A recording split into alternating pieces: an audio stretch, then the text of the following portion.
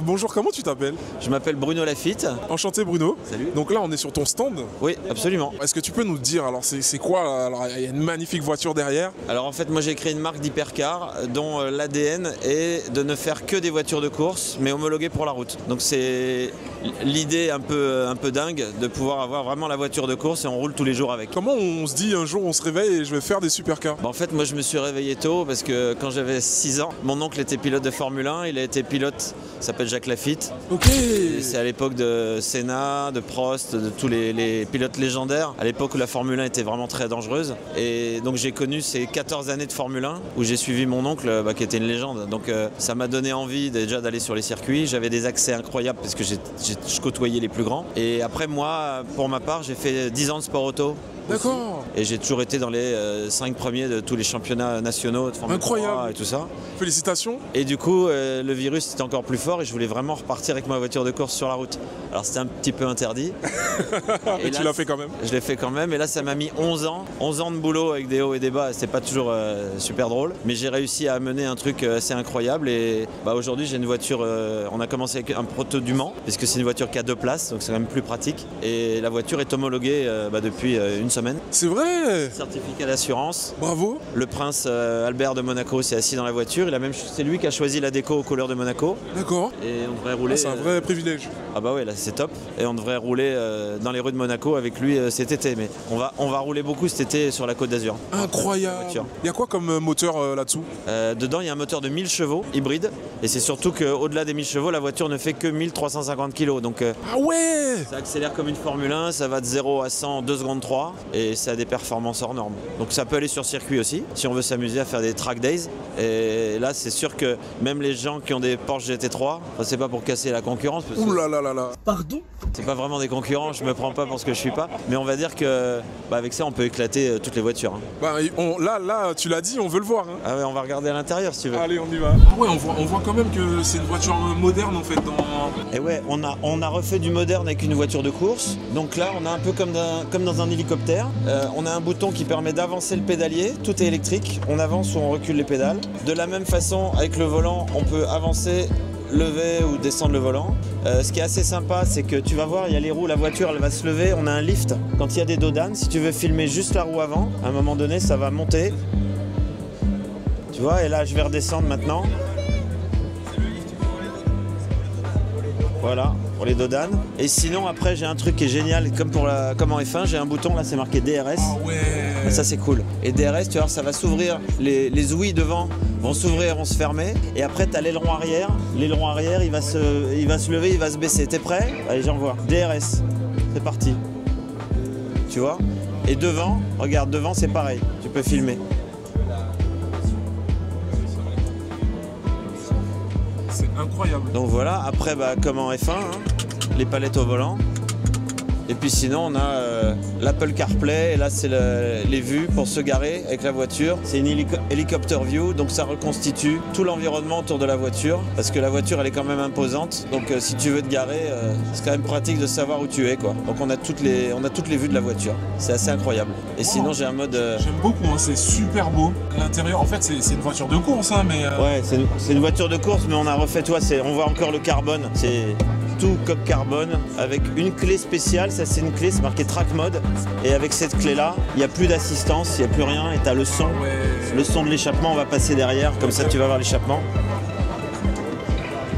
à l'arrière. Donc là on voit le système de DRS. Ici tu as le feu stop qui est intégré dans l'aileron arrière, une caméra, et puis évidemment les échappements qui sont énormes. Donc ça laisse imaginer le vrai système de son, il est là, il n'est pas à l'intérieur. Et puis pareil, carbone, c'est du solide. Ça rigole pas. Ça c'est la décoration Monaco Edition que tu peux voir ici. Monaco Edition, et c'est le prince Albert qui a choisi on lui a proposé plusieurs décos, il a choisi celle-là. Parce que ça représentait le plus le drapeau monégasque en étant un peu chic et discret. Et là on va finir le moteur, les 1000 chevaux. Donc ici tu as les turbos, ils sont énormes des deux côtés, et on a même un petit coffre pour partir en week-end. Le moteur électrique qui est par là. Les triangles de suspension qui sont en aluminium anodisé, rouge, recouvert de carbone. Ah ouais, on a fait un truc... En fait, tout est... Ouais, tout est fait au... Il n'y a pas de joint, tout est...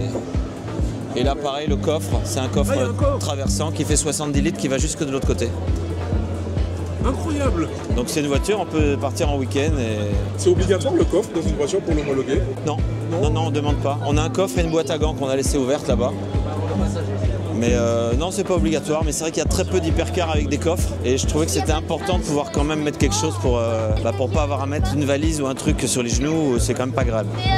Donc là on est vraiment tranquille. En tout cas, beau travail pour ce que tu as fait, donc 11 ans de dur labeur. 11 ans, pas drôle, mais là ça commence à être sympa. Ça commence à être bien. Ça se voit sur ma tête, c'est Ouais. mieux. Par contre ça se voit sur ma tête aussi, les 11 ans chez les valises que je peux pas mettre dans le coffre. Dans ta carrière, tu as été pilote à un moment? Oui, pendant 10 ans. Pendant 10 ans? On va dire de l'âge de 20 ans à 30 ans, j'étais pilote automobile. Ok, et après tu t'es lancé directement dans ce projet? Et après non, après j'ai fait pas mal de trucs, j'ai construit des maisons, enfin, j'ai une vie un peu bizarre. Est-ce que tu es entrepreneur par hasard? Ah bah je suis plus qu'entrepreneur. Ouais. Ouais, bah oui.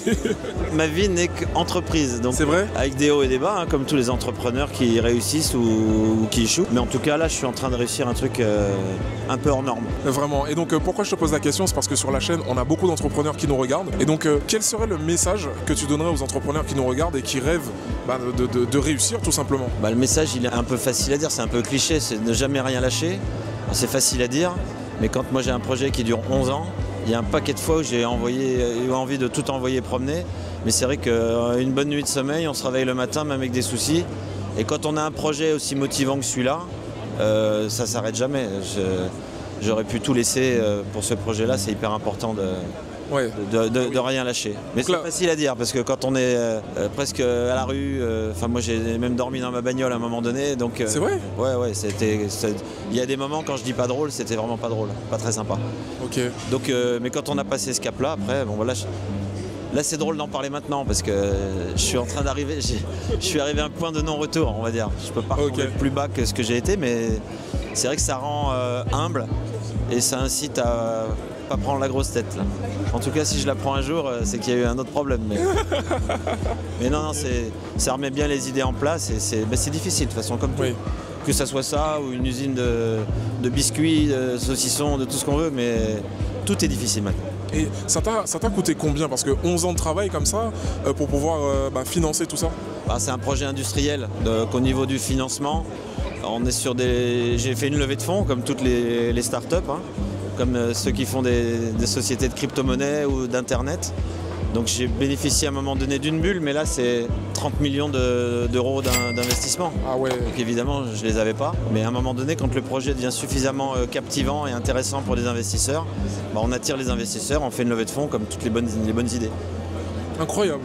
Donc voilà, mais c'est vrai que ça a été long, ça a été des années avant d'avoir un projet qui est crédible, c'est surtout ça. Merci beaucoup, c'était super inspirant. Et très belle présentation du véhicule. Et à très bientôt en tout cas. Merci beaucoup. Bravo et bravo pour la chaîne. Merci.